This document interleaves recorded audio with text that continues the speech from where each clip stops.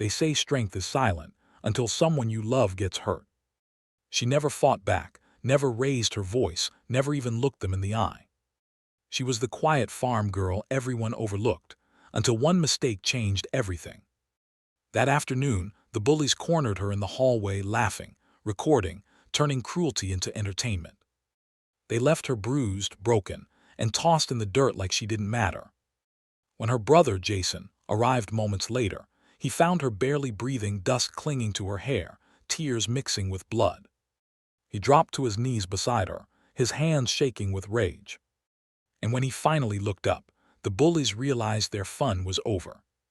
Before we continue, if you've been with us for a while, you know these stories aren't just about fights. They're about the moments that test who we really are when silence can save or destroy. And if you're new here, welcome. Stick around till the end because what Jason does next isn't just about revenge. It's about what it truly means to protect the ones you love. The small town of Elridge moved at the pace of dust and wind. Every morning, the same yellow school bus rolled past the same cracked fences, the same worn barns, and the same faces that knew everyone's business. It was a quiet place, the kind where whispers traveled faster than help ever did. And among all those faces was Emma Statham, the girl who never quite fit in. She was the kind of person who held her backpack close, who said sorry, even when she'd done nothing wrong, who'd rather draw in the back of her notebook than talk in the cafeteria. Her clothes were plain, her hair often tied up in a loose braid, and her eyes always down not from weakness, but from habit. Years of trying not to be noticed had made her invisible. Her family lived miles out of town on a small patch of land, a weathered house, a few animals, and one old truck that coughed louder than it ran. Her brother Jason had bought the place for their parents years ago, back before the military, back before everything changed. But after their parents passed, Emma stayed behind. Jason, always between cities, carried his silence like armor. She never told him how bad school had gotten. Not because she didn't trust him, but because she knew how he was. Jason Statham wasn't the kind of man who just let things go. It started small. A snicker when she walked into class. A whispered farmer girl in the hall. Then came the photos, her mud-stained boots, her lunch wrapped in foil, her thrifted clothes. Social media turned her into a joke, and jokes in a small town have a way of spreading faster than truth. At first, Emma tried to laugh it off. She told herself it didn't matter. But laughter can cut deeper than fists, and soon she couldn't look anyone in the eye. Then came Mason. Tall, loud, the kind of kid who thought cruelty was confidence. He led the group that trailed her between classes. They'd bump into her, knock her books down, ask if she'd milked the cows before class. It was never subtle, never private. And the teachers, they looked away. Nobody wanted to cross Mason's father, the man who owned half the town's farmland and funded the new gym. So Emma learned to endure, to shrink smaller every day. Until the afternoon, everything broke. It was late, the last bell had already rung. The halls were quiet except for the hum of lights and the squeak of sneakers on tile. Emma was at her locker, rearranging her things. She'd drawn a small picture and taped it inside, her parents' faces, smiling, standing by the barn. It reminded her who she was. She didn't hear them at first. Mason and his friends came in laughing, voices echoing down the corridor. They weren't supposed to be there, but bullies never needed permission. "Look who's still here," Mason grinned, walking closer. "Got detention, farm girl, or you just slow?" Emma turned, heart racing. "I'm just leaving." He leaned against the locker beside hers, close enough to smell his cheap cologne. "Relax, we're just talking. You're always so tense." His friend chuckled. "Maybe she's scared the tractor won't start." They laughed, that sharp, mocking kind of laughter that burns more than it echoes. Emma stepped back, clutching her notebook. "Please just let me go." But they didn't. One of them grabbed her arm. Another took her bag and emptied it on the floor, books, pens, a folded paper sketch of her parents. Mason picked it up, looked at it, then tore it clean in half. "Hey," she shouted, her voice breaking for the first time. "Give that back." He smirked. "Oh, she talks now." Before she could react, he shoved her shoulder. She fell against the lockers, pain bursting up her back. Her knees hit the tile. They laughed harder. Phones came out. The red recording light blinked. "Come on, give us that country cry," Mason said. "Let's make you famous." Tears welled in her eyes, not from pain, but from humiliation. She pressed her hand to the cold floor, trying to push herself up, but another foot kicked her bag aside. Then a door creaked open at the end of the hallway. Footsteps. "Hey," a teacher's voice shouted. "What's going on here?" The phones dropped, the laughter stopped. Mason turned, smiling wide. "Nothing, sir, just cleaning up." Emma tripped. The teacher frowned but didn't press. "Bell rang 10 minutes ago. All of you out now." They walked off, pretending innocence, leaving her there. Emma gathered her things in silence, tears mixing with the dirt on her cheek. She didn't go home right away. She sat behind the bleachers until the sun set, trying to stop shaking. By the time she reached the farmhouse, it was dark. Jason's truck was parked out front, headlights cutting through the fog. He'd come home early. "Hey, Em," he said as she walked in, still in her torn sleeve. "You okay?" She froze. Jason noticed everything, the tremble in her hand, the bruise near her collarbone. "What happened?" His voice shifted low, careful. Emma tried to hide her face. "It's nothing, just school stuff." He stepped closer. "That's not nothing. Who did this?" She shook her head. "Please, Jason, I just want to forget it." But forgetting wasn't something Jason knew how to do.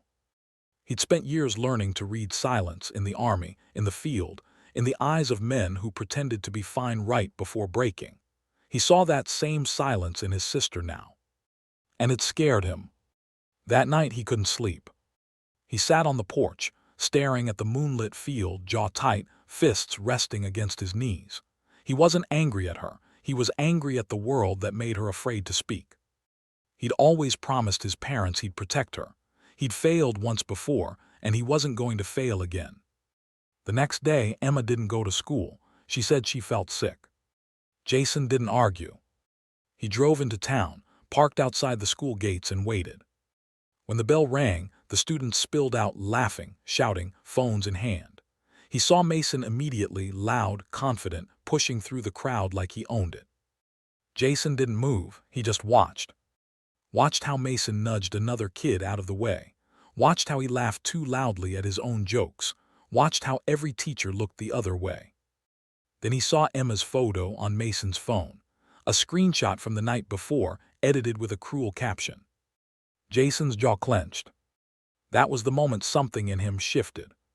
He got out of the truck, walked straight toward Mason, and stopped a few feet away. "Nice phone," Jason said quietly. Mason turned, confused. Thanks." Jason's gaze didn't waver. "Delete it." "What?" Mason laughed. "Who even are you?" Jason took one step closer. "Her brother." The laughter stopped. "Look, man," Mason began, but Jason cut him off. "You think you're strong because you hurt someone smaller. Try picking on me instead." The hallway chatter stilled. A few students stopped to watch. Phones started recording again. Jason didn't raise his voice. He didn't touch him. He just looked him dead in the eyes, that calm, unshakable stare of someone who'd seen real danger, who didn't need to prove anything. And Mason, for the first time, couldn't speak. "Next time," Jason said, voice low but clear, "you think about how it feels to kick someone who's already down, because you're looking at what comes next if you ever touch her again." He turned and walked away, slow, controlled, leaving silence in his wake. But Mason wasn't the kind of kid to let things go. As Jason reached his truck, Mason hissed under his breath, "You can't scare me, old man." Jason stopped. Didn't look back. Didn't need to. "I'm not trying to," he said softly. "I'm trying to teach you."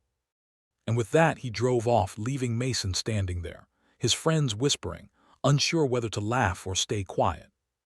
That night Emma sat by the window, watching the lights from the barn fade into the distance. She didn't know exactly what Jason had done, but for the first time in weeks she felt safe enough to breathe.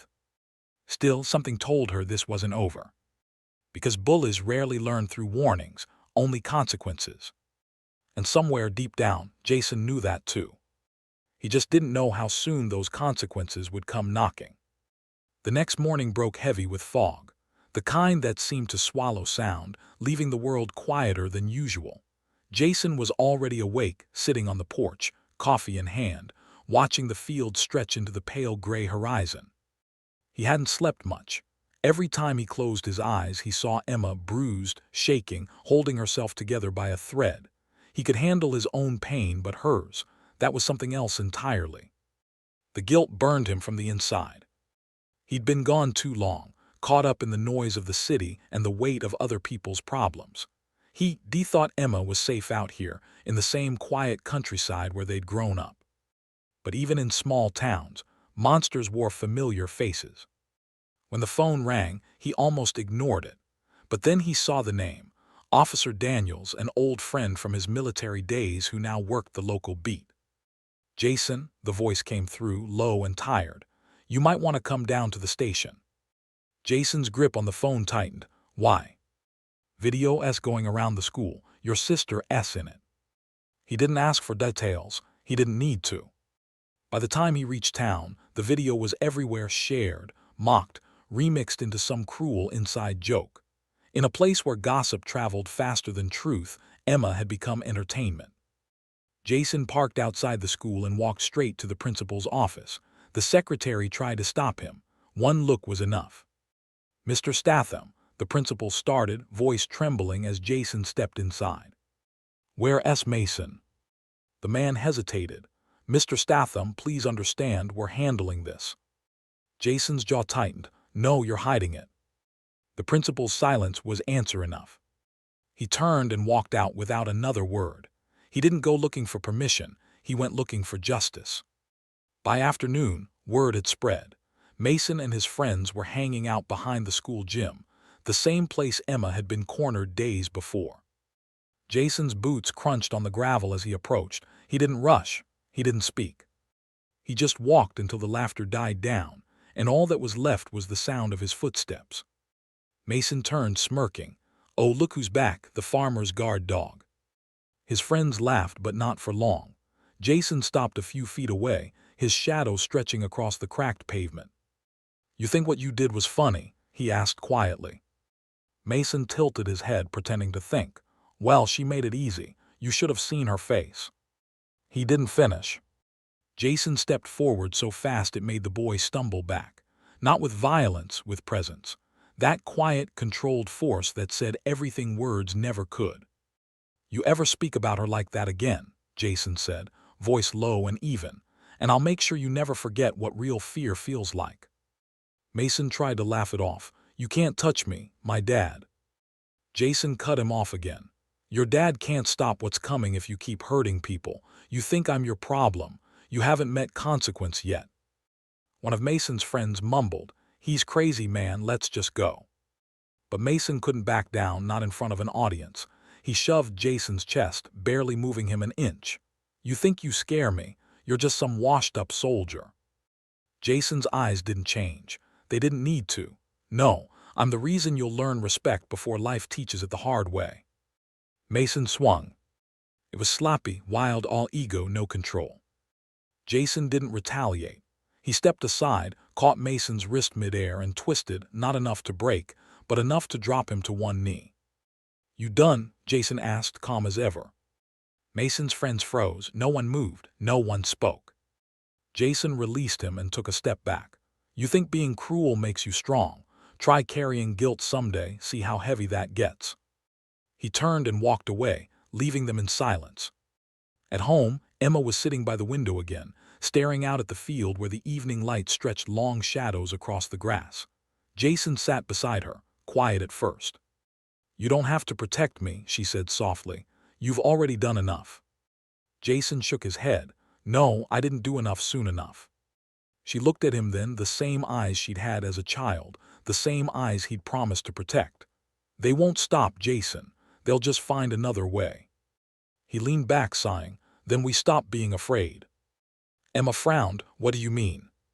"Fear is what they want," he said quietly. "Take that away and they lose." She didn't answer. She just leaned her head against his shoulder. For the first time in weeks, she let herself rest. The next morning, something unexpected happened. The video, the one that had humiliated her, disappeared from every account that had posted it. No trace, no reposts, no comments. Just gone. Jason didn't say a word, but the look in his eyes said everything. When Emma asked what happened, he just smiled faintly. Let's just say, some people decided it wasn't worth keeping up. Days passed. The noise faded. Mason stopped showing up to school for a while. When he returned, he walked with his head down.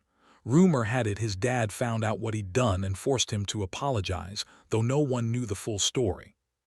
Emma slowly started finding her footing again.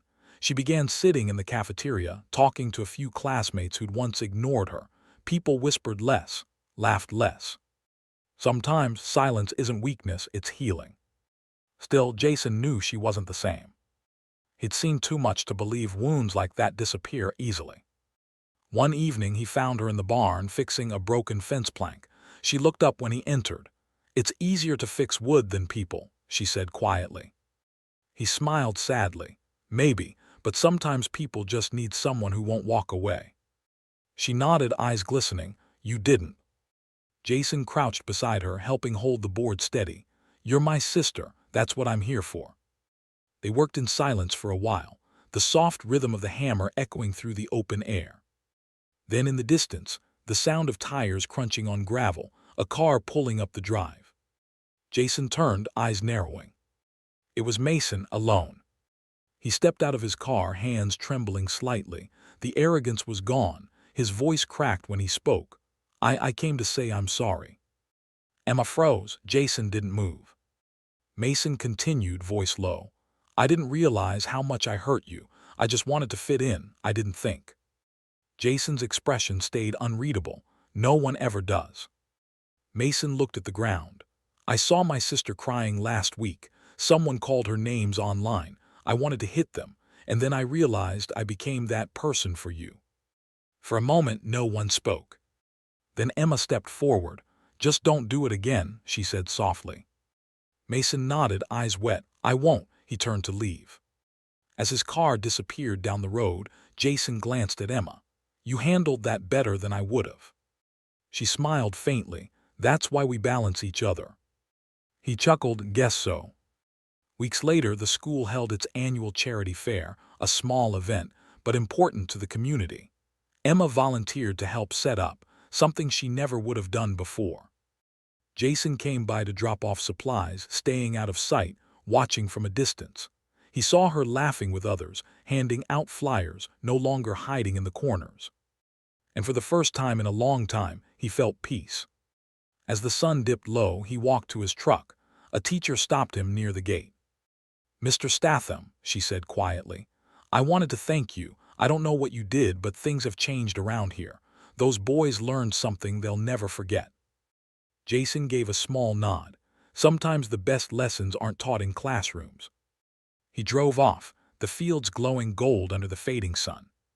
That night Emma sat on the porch, watching the stars blink above the quiet fields. Jason joined her, handing her a mug of cocoa. "You ever wonder why bad people do what they do?" she asked softly. He thought for a moment, because no one stopped them soon enough.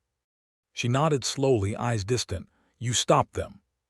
Jason looked out into the dark horizon. "Maybe, but I'd rather the world learn to stop itself."